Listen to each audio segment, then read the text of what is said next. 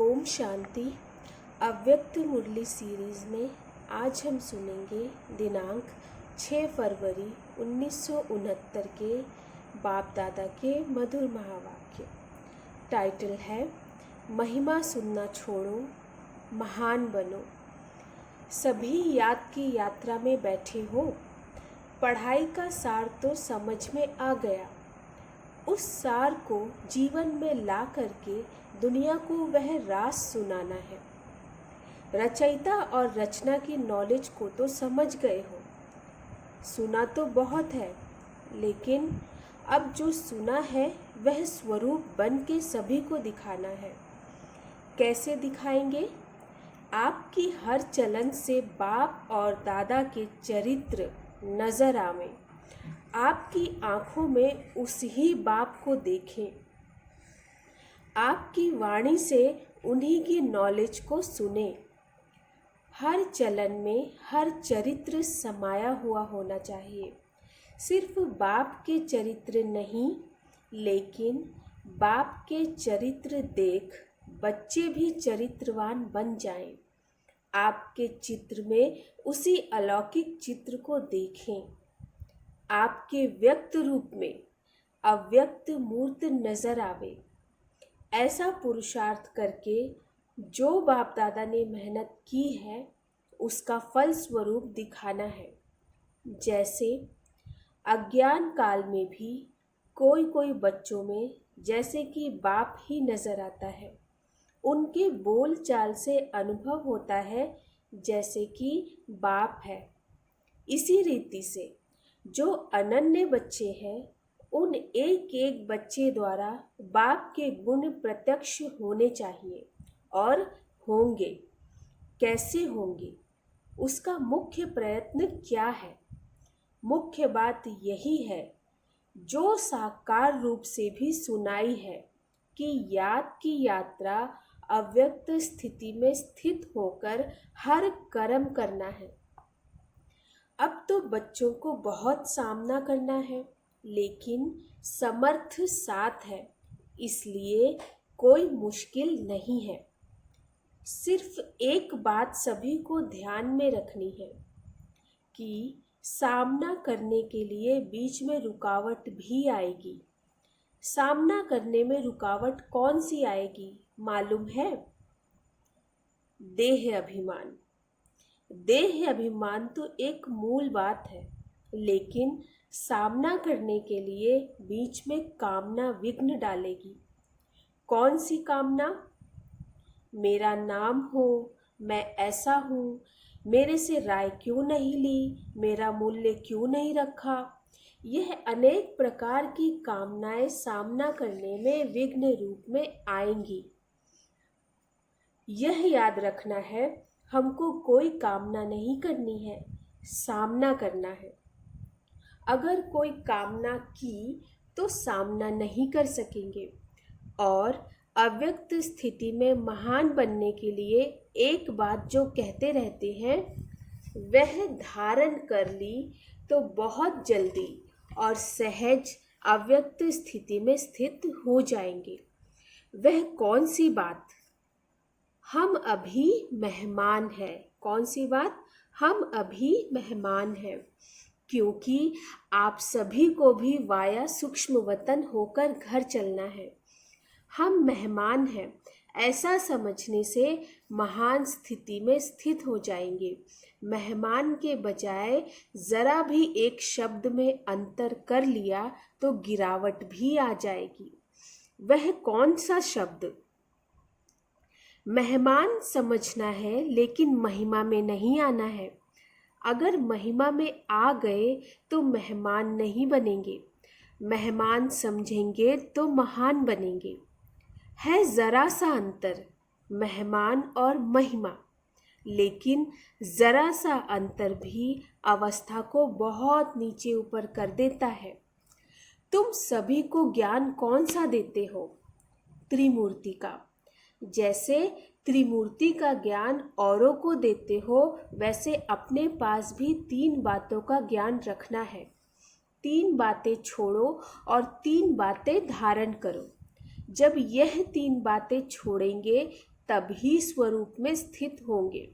Service में सफलता भी होगी। बताओ कौन सी 3 बातें छोड़नी है जो सर्विस में विघ्न डालती है? एक तो कभी भी कोई बहाना नहीं देना। दूसरा, कभी भी किससे सर्विस के लिए कहलाना नहीं। तीसरा, सर्विस करते कभी मुरझाना नहीं। बहाना, कहलाना और मुरझाना, यह 3 बातें छोड़नी है। और फिर कौन सी 3 बातें धारण करनी है? त्याग, तपस्या और सेवा, यह 3 बातें धारण में चाहिए। त्याग, तपस्या और सेवा। तपस्या अर्थात याद की यात्रा और सर्विस के बिना भी जीवन नहीं बन सकती। इन दोनों बातों की सफलता त्याग के बिना नहीं हो सकती। इसलिए 3 बातें छोड़नी है और 3 बातें धारण करनी है। अगर इन तीनों बातों की धारणा हुई तो क्या बन जाएंगे? जो आपका गायन है ना, वही स्वरूप बन जाएंगे। यहाँ आबू में भी आपका गायन है। किस रूप में और कौन सा रूप यादगार का है? तपस्या के साथ साथ और भी कोई मुख्य रूप का यादगार है। जिन्होंने दिलवाड़ा मंदिर ध्यान से देखा होगा उन्हें याद होगा। जैसे तपस्वी है और त्रिनेत्री भी है। त्रिनेत्री के साथ साथ याद त्रिमूर्ति की है। तो जैसा यादगार है त्रिनेत्री का, ऐसा बनना है। तीसरा नेत्र कौन सा है? ज्ञान का। ज्ञान का तीसरा नेत्र ही यादगार के रूप में दिखाया है। तपस्वी और त्रिनेत्री। तीसरा नेत्र कायम होगा तभी तपस्या बन सकेंगे। अगर ज्ञान का नेत्र गायब हो जाता है तो तपस्या भी नहीं रह सकती। इसलिए अब त्रिमूर्ति शब्द को भी याद करके धारणा में चलेंगे तो वह बन जाएंगे। जो शक्तियों का गायन है, जो प्रभाव है, वह देखने में आएगा। अभी गुप्त है। अभी तक शक्तियाँ गुप्त क्यों हैं? क्योंकि अभी तक अपने स्वमान, अपनी सर्विस और अपनी श्रेष्ठताएं अपने से ही गुप्त है। अपने से ही गुप्त होने का कारण सृष्टि से भी गुप्त है। जब अपने में प्रत्यक्षता आएगी तब सृष्टि में भी प्रत्यक्षता होगी। अभी शिवरात्रि का जो पर्व आ रहा है उसको और भी धूमधाम से मनाना है। बड़े उमंग और उल्लास से परिचय देना है, क्योंकि बाप के परिचय में बच्चों का भी परिचय आ जाता है। बच्चे बाप का परिचय देंगे तो बाप फिर अव्यक्त में बच्चों का परिचय, बच्चों का साक्षात्कार आत्माओं को कराते रहेंगे। तो इस शिवरात्रि पर कुछ नवीनता करके दिखानी है। क्या नवीनता करेंगे? अब तक जो भाषण किए हैं वह यथा योग यथाशक्ति तो करते रहते हो, लेकिन अब खास शक्ति रूप से भाषण करने हैं। शक्ति रूप का भाषण क्या होता है? ललकार करना। क्या ललकार करेंगे? और ही जोर शोर से समय की पहचान दो और उन्हों को बार बार सुनाओ कि यह बाप का कर्तव्य अब जास्ती समय नहीं है। कुछ तो हाथ से गवा दिया, लेकिन जो कुछ थोड़ा समय रहा है उसको भी गवा न दो। ऐसे फोर्स से समय की पहचान दो जैसे आजकल साइंस वाले ऐसे ऐसे बम्स बना रहे हैं जो अपने स्थान पर बैठे हुए भी जहां बम लगाना होगा वहां का निशाना दूर बैठे भी कर सकते हैं। तो साइंस की शक्ति से तो श्रेष्ठ साइलेंस है। जैसे वह साइंस के लोग गोले बनाते हैं, वैसे अब शक्तियों को साइलेंस की शक्ति से गोले फेंकने हैं।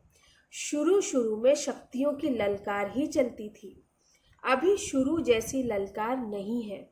अभी विस्तार में पड़ गए हैं। विस्तार में पड़ने से ललकार का रूप गुप्त हो गया है। अभी फिर से बीज रूप अवस्था में स्थित होकर ललकार करो। उस ललकार से कईयों में बीज पड़ सकता है, लेकिन बीज रूप स्थिति में स्थित रहेंगे तो अनेक आत्माओं में समय की पहचान और बाप की पहचान का बीज पड़ेगा। अगर बीज रूप स्थिति में स्थित ना रहे, सिर्फ विस्तार में चले गए तो क्या होगा? ज़्यादा विस्तार से भी वैल्यू नहीं रहेगी, व्यर्थ हो जाएगा। इसलिए बीज रूप स्थिति में स्थित हो, बीज रूप की याद में स्थित हो, फिर बीज डालो। फिर देखना यह बीज का फल कितना अच्छा और सहज निकलता है। अभी तक मेहनत जास्ती की है, प्रत्यक्ष फल कम है। अभी मेहनत कम करो, प्रत्यक्ष फल ज़्यादा दिखाओ। स्नेह तो सभी का है ही, लेकिन स्नेह का स्वरूप भी कुछ दिखाना है। यूं तो सदैव इस स्थिति में रहना चाहिए, लेकिन खास शिवरात्रि तक हर एक बच्चे को ऐसा समझना चाहिए जैसे शुरू में आप बच्चों की भट्टी के प्रोग्राम चलते थे। इसी रीति से हर एक को समझना चाहिए। शिवरात्रि तक हमको याद की यात्रा की भट्टी में ही रहना है, बिल्कुल अव्यक्त स्थिति में स्थित रहना है। अपनी चेकिंग करने का ध्यान रखो, फिर इस अव्यक्त स्थिति का कितना प्रभाव निकलता है। मुश्किल नहीं है, बहुत सहज है। कारोबार में आते हुए भी भट्टी चल सकती है। यह तो आंतरिक स्थिति है। आंतरिक स्थिति का प्रभाव जास्ती पड़ता है। अब सभी अमृत वेले मुलाकात करते हो। अभी तक ऐसा वायुमंडल नहीं पहुंचा है। अब तक मधुबन वालों ने भी स्नेह का सबूत नहीं दिया है। चारों ओर से बहुत कम बच्चे हैं जिन्होंने स्नेह का सबूत दिया है। बाप का बच्चों से कितना स्नेह था। स्नेह का सबूत प्रैक्टिकल में कितना समय दिया, क्या दिया था याद है? खास अपनी तबीयत को भी ना देखकर क्या सबूत दिया था?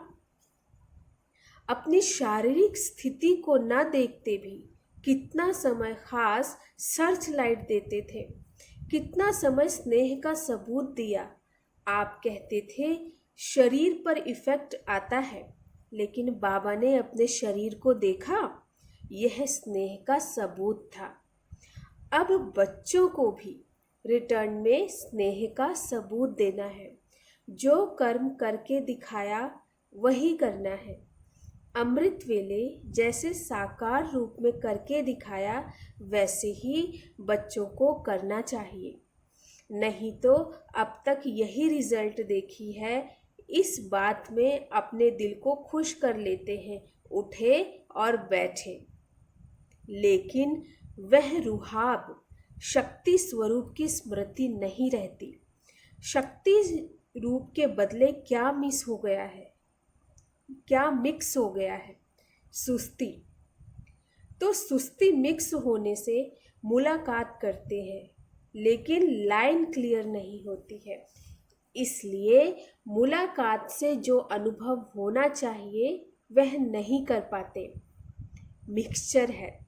यहाँ शुरू करेंगे तो मधुबन वासियों को देख सब करेंगे।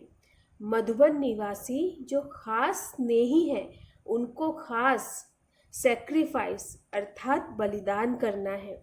स्नेह में हमेशा सैक्रिफाइस किया जाता है। अच्छा, ओम शांति।